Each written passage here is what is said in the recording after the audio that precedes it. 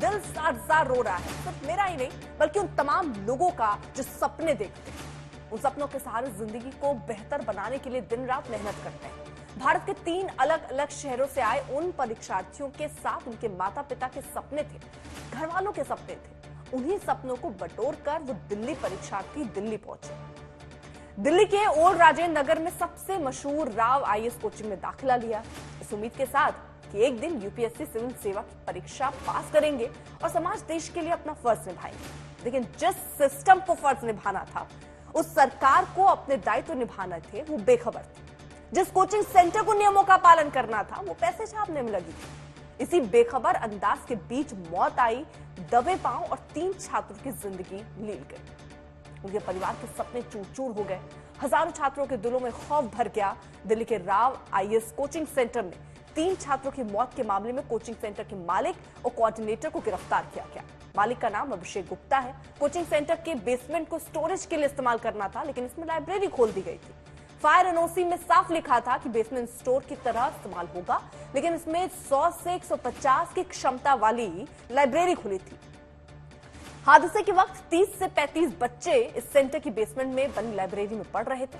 Basement में तेज रफ्तार के साथ पानी आया और बच्चे निकल ही नहीं पाए। अब सवाल उठता है कि 3 छात्रों की मौत का जिम्मेदार कौन है?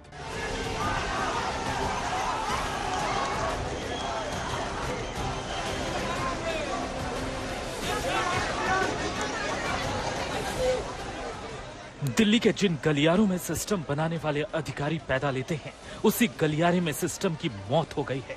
उसी गलियारे में सरकार की बजबजाती व्यवस्था फिर बेनकाब हो गई। उसी व्यवस्था के खिलाफ ये गुस्सा है, ये नाराजगी है। नाराज छात्र छात्राओं ने करोल बाग मेट्रो स्टेशन के नीचे सड़क जाम कर दिया।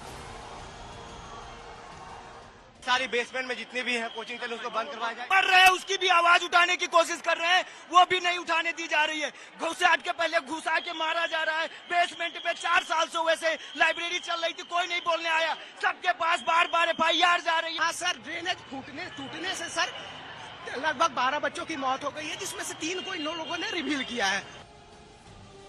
हुआ यूं कि शनिवार की शाम दिल्ली के राजेंद्र नगर की राव आईएएस कोचिंग सेंटर में यूपीएससी सिविल सेवा परीक्षा की तैयारी कर रहे बच्चे पढ़ रहे थे। कोचिंग सेंटर के बेसमेंट में चलने वाली लाइब्रेरी में अपने सपने को बुन रहे थे, तभी अचानक से भारी बारिश के कारण कोचिंग सेंटर के अंदर पानी भरने लगा। जब तक बच्चे कुछ समझ पाते, वे हादसे का शिकार हो गए और 2 छात्राओं और 1 छात्र की मौत हो गई, जिसको लेकर बीजेपी और आम आदमी पार्टी एक दूसरे को दोषी ठहरा रही है। डिसिल्टिंग हुई है, लेकिन फिर भी कोई भी इसकी जांच हो, पूरा कंप्लीट इसकी ट्रांसपेरेंसी होनी चाहिए, पूरी जांच होनी चाहिए। अगर कोई भी जिम्मेदार है उसके खिलाफ सख्त से सख्त कार्रवाई होनी चाहिए। खुद मैं अभी 20 दिन पहले जल बोर्ड के सीईओ से मिल के आया, एमसीडी के ऑफिसर से मिल के आया, जल बोर्ड के नीचे के लेवल पे अधिकारियों से मिल के आया। डिसिल्टिंग की बात कर रहा हूँ, ड्रेनेज क्लीन की बात कर रहा हूँ, सुपर सकर की मशीन की बात मैं मांग रहा हूँ, डिक्की मशीन की बात मैं मांग रहा हूँ। ठीक है, लेकिन वही जहाँ 10 मशीनें लगनी है 2 मशीनें आ रही हैं। राजेंद्र नगर में जो कल हुआ, ये हादसा नहीं, हत्या है। देश के युवा दिल्ली में आते हैं अपना भविष्य बनाने, लेकिन भ्रष्टाचार की भेंट चढ़ गए।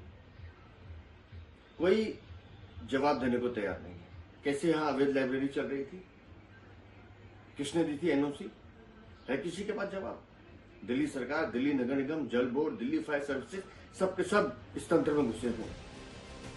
बड़े अरमान के साथ घर वालों ने बच्चों को दिल्ली भेजा था, लेकिन उनके सपने हमेशा के लिए चूर चूर हो गए। सरकारी तंत्र की वजह से तेलंगाना के सिकंदराबाद की तानिया सोनी, यूपी के अंबेडकर नगर के श्रेया यादव और केरल के नेविन डाल्विन की मौत हो गई है। अब कोई जांच की बात कर रहा है तो कोई इसके लिए बीजेपी को जिम्मेदार ठहरा रहा है। इस घटना के बाद अब मैंने कमिश्नर एमसीडी को एक लेटर लिखा है, जिसमें आप देख सकते हैं कि हमने 2 निर्देश मैंने दिए हैं। पहला, दिल्ली में जितने भी कोचिंग सेंटर्स हैं जो उन बिल्डिंग्स में चल रहा है जो एमसीडी के जुरिस्डिक्शन में आते हैं और बेसमेंट में बायलॉज के अगेंस्ट या नॉर्म्स के अगेंस्ट ऐसे कोचिंग सेंटर चल रहे हैं, उन पर सख्त से सख्त कार्रवाई हो, उन पर एक्शन लिया जाए। दूसरा, और अगर इस मामले में जो कल राजेंद्र नगर में हुआ, कोई भी एमसीडी अधिकारी अगर जिम्मेदार है तो उस पर भी सख्त कार्रवाई। Not for the first time this has happened. Before this we saw another aspirant who got electrocuted. Before this we saw 2 kids who got electrocuted. 6 people have lost their lives due to failure of civic agencies in Delhi. And when you look towards the people who head the civic agency, they start with the blame game. Honorable Member of Parliament, she visits the sites and she starts targeting the MLA and the councillor. She forgets that the LG is from Bharatiya Janata Party. She forgets that the councillor there for the last 10 years was from Bharatiya Janata Party. What have they done? Bharat में इस साल 13 लाख से ज्यादा छात्र छात्राएं UPSC civil सेवा परीक्षा के प्रीलिम्स में बैठे। मेंस और इंटरव्यू आते आते करीब 1000 छात्रों को ही कामयाबी मिल पाती है। दुनिया के सबसे जटिल परीक्षा में से एक यूपीएससी सिविल सेवा परीक्षा में 0.2% छात्र ही सफल हो पाते हैं। इतने जटिल परीक्षा की तैयारी करने वाले छात्रों से आखिर किसने खिलवाड़ किया? क्या दिल्ली सरकार की लापरवाही से छात्रों की मौत हुई? क्या स्थानीय आम आदमी पार्टी के विधायक की वजह से छात्रों को जान गंवानी पड़ी? आखिर एमसीडी ने टूटे नाले की सफाई और मरम्मत क्यों नहीं करवाई? क्या एमसीडी की दुर्दशा महज 2-3 बरस में ऐसी हुई? जब एमसीडी पर बीजेपी का कब्जा था तब क्या हालात थे? कोचिंग सेंटर ने बिना लाइसेंसी बेसमेंट को लाइब्रेरी क्यों बनाया? जितने सवालों की फहरिस्त लंबी है उतनी ही सियासत का सिरा लंबा है। परिवार का रो रो के बुरा हाल है, वो गिड़गिड़ा रहे हैं, वो मदद मांग रहे हैं। और कितनी शर्म की बात है कि अभी तक ना तो दिल्ली सरकार के मंत्री, ना मेयर, ना एमसीडी के कोई बड़े अधिकारी अभी तक उनसे मिलने नहीं आए हैं। मेरी डिमांड है, एफआईआर दर्ज हो गई है मुझे बताया जा रहा है, पर इतनी सख्त एफआईआर होनी चाहिए और इन सबके खिलाफ एफआईआर होनी चाहिए। This is not a disaster, it is a murder. तो सरकार की जिम्मेदारी बनती है एक एक परिवार को 1-1 करोड़ रुपए देना, उनकी जिम्मेदारी है। और तीसरी बात, हद है बेशर्मी की कि अभी तक इनसे मिलने कोई नहीं आया। ये कोई नेचुरल डिजास्टर से मौत नहीं हुई है, ये मौतें मानव निर्मित त्रासदी हैं। This is a man made disaster. ये कौन है इसके पीछे, जिम्मेदारी तय होनी चाहिए, उनको सजा मिलनी चाहिए। ये कोई पहला मामला नहीं है जब लापरवाही की वजह से छात्रों को जान गंवानी पड़ी। चंद रोज पहले ही दिल्ली के पटेल नगर में बारिश के बाद यूपीएससी छात्र की सड़क पर करंट लगने से मौत हो गई थी। 26 साल का नीलेश राय पीजी में रहता था और यूपीएससी सिविल सेवा परीक्षा की तैयारी कर रहा था।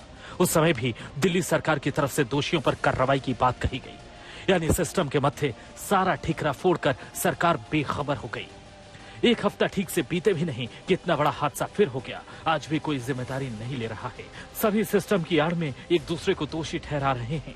आखिर ये सिलसिला कब थमेगा, जब दिल्ली जैसे जगहों में हजारों की संख्या में छात्र अपने सपनों को पोटली में समेट कर आते हैं और ऐसे सरकार की लापरवाही के शिकार हो जाते हैं।